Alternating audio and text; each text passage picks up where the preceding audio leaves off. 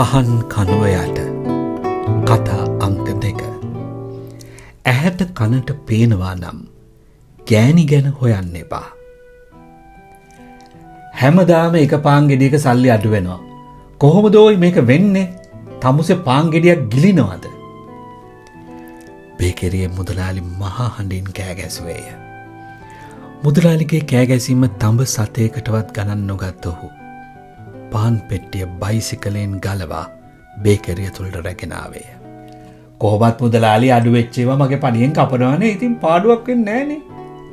මා හයියෙන් ඕකට කෑ ගහන්න ඕනේද? ඔහු පාන් පෙට්ටිය බිත්තිය මුල්ලට තල්ලු කරමින් කීවේ මුදලාලිට ඇසෙන නෑසෙන ගානටය. මුදලාලියෙන් තවත් කෝපාවිෂ්ඨ වේ. පඩියෙන් කපනවා තමයි. මට පාඩු විඳ ගන්න බෑ.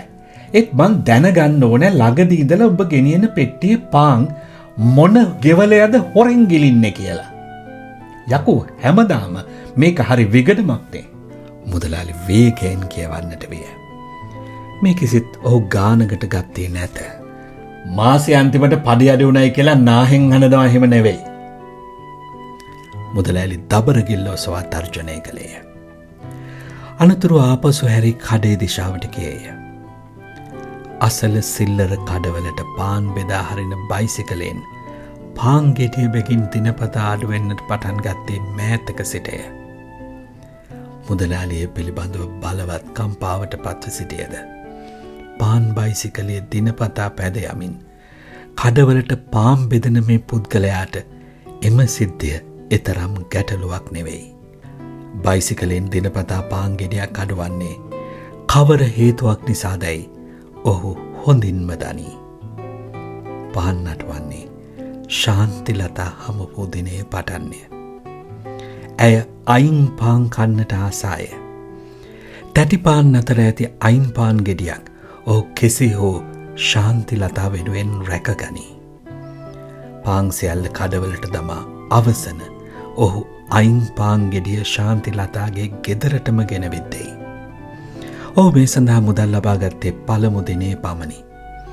එදා ඔහුගේ සිත ඇතුළට රිංගාගත් ශාන්තිලතා තවම පිටව ගොස් නැත.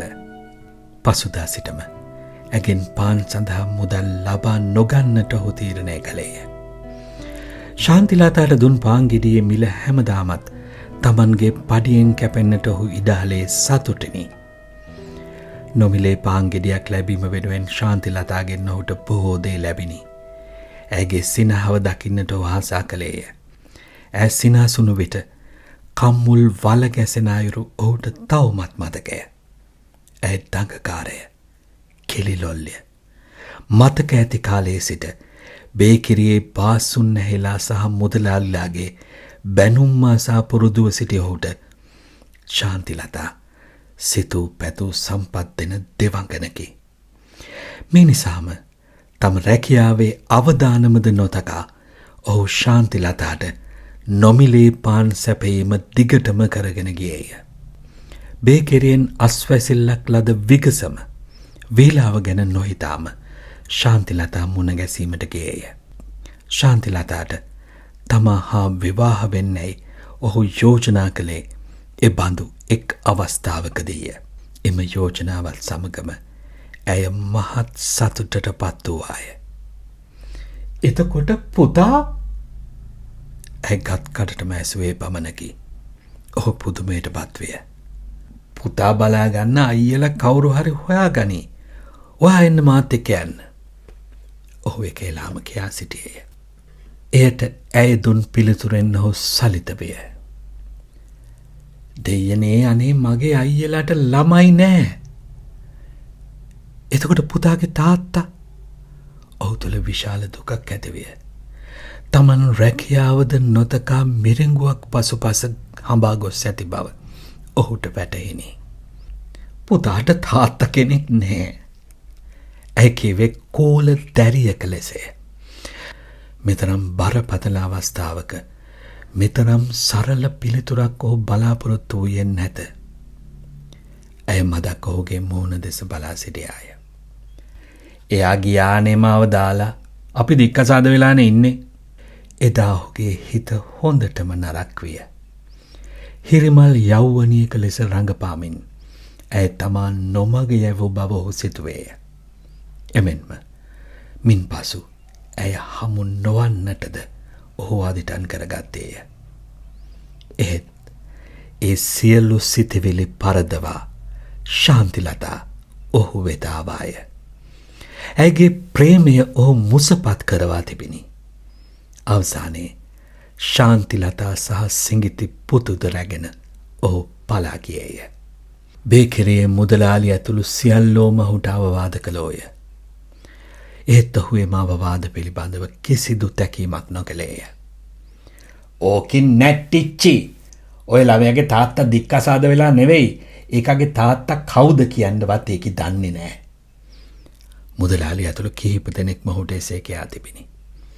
ඒ කිසිත් ඔහු සවන් නොවැකුණි. ශාන්තිලතාගේ ඇල්ම සහ බැල්ම ඔහු වසඟ කර තිබිණි. ඔහු ශාන්තිලතා සහ දරුවා රැගෙන ගමට ගියේය. මහගෙදර දොර ඇරුණේ දින 2කට පමණි. ශාන්තිලතා සහ ඔහුගේ මව අතර උණුසුම් වාග් ප්‍රහාරයක් ඇතිවිය. අවසානයේ ඔහුගේ වැඩිමහල් සොහොයුරා ඇතුළු සියල්ලෝම ඔහුට එරෙහිව නැගී සිටියෝය. ඔහුට මහගෙදරද ඥාතීන් දහිමි විය. ඇදුම් කෑලි 2-3ක් බෑගයකට දමාගත් ඔහු නගරයට ගියෝය. තම පැරණි මිත්‍රයෙකු වූ සිරිදාස හමු වූයේ එවිටය. සිරිදාසගේ මවිත වූ මුහුණත් ශාන්තිලතා දෙස බැලූ ආකාරයත් ඔහුට තාමත් මතකය. සිරිදාස ඔවුන් තිදෙනාම කොළඹ ගෙනාවේය. පේලි නිවාසයක පුංචි කාමරයක් රැගෙන දුන්නේය. ඔහුට වැඩබිමක රැකියාවක් සොයා දුන්නේය. එය ප්‍රීතිමත් සහ සැනසිලිදායක කාලයක ආරම්භයක් සේවිය. ඔහු උදේ පාන්දරින්ම වැඩට ගියේය. සිමින්ති යනුවේය. බදාම තාච්චි කරතබාගෙන පඩිපේලි නැග්ගේය. හවස ගෙදර ගියේය. එවිට ශාන්තිලතා සිනහවෙමින් ඉදිරියට ආවාය. කහට කෝප්පයක් සමග ඇගේ අත්ල මැද තබා ලැබෙන සීනි ස්වල්පයත් ඔහුට දිව්‍ය ඖෂධයකි. ශාන්තිලතාට තවත් දරුවෙක් ලැබිණි. ශාන්තිලතාගේ වැඩිමහලු දරුවාට පාසලක් ඕනෑ විය. මේ නිසාම ගෙදර ප්‍රශ්න වැඩි විය. දරුවා පාසලට දමන්නයි ශාන්තිලතා ඇවිටිලි කරයි. කුඩා දරුවාට කිරිපිටි ආදිය ගන්නට ඕනෑය. ඒ සඳහා මුදල් ප්‍රමාණවත් නැත. සිරිදාස ආවේ ඉෂ්ට දේවතාවෙකුසේය. දරුවාට අසලම පාසලක් ලැබිණ. ටිකක් වැඩියෙන් මුදල් ලැබෙන වෙනත් රැකියාවක් තරමක් දුරින් සොයාදීමට සිරිදාස පොරොන්දු විය. සිරිදාසට කාලකන්නි හැන්දෑවක් ගැන මතකය.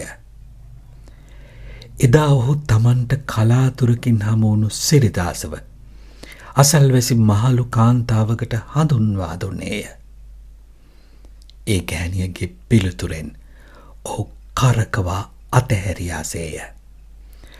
මේ ළමයා මොකටද බට හඳුන්වලා දෙන්නේ? මන් දන්නවා. මේ ශාන්තිලතාගේ අයියානේ. ඔය උදේට හැමදාම මෙහෙ එන්නේ. ඔහුට ඉවසුම් නැති විය. ශාන්තිලතාවත් සිරිදාසවත් ඔහුට මේ ගැන කියා නැත. සැකය, කෝපය, බිය මේ සියල්ල මුසු වූ ආවේගයකින් ඔහු සිරිදාස දෙස බලා සිටියේය. සිරිදාස පෙරලා ඔහු දෙස බැලුවේද රවාගනය. මොන් නැත්තං උඹලා මැරිච්ච තැන්වල ගස්. සිරිදාසගේ ඇස්වල එලෙස සටහන් වී තිබිණි.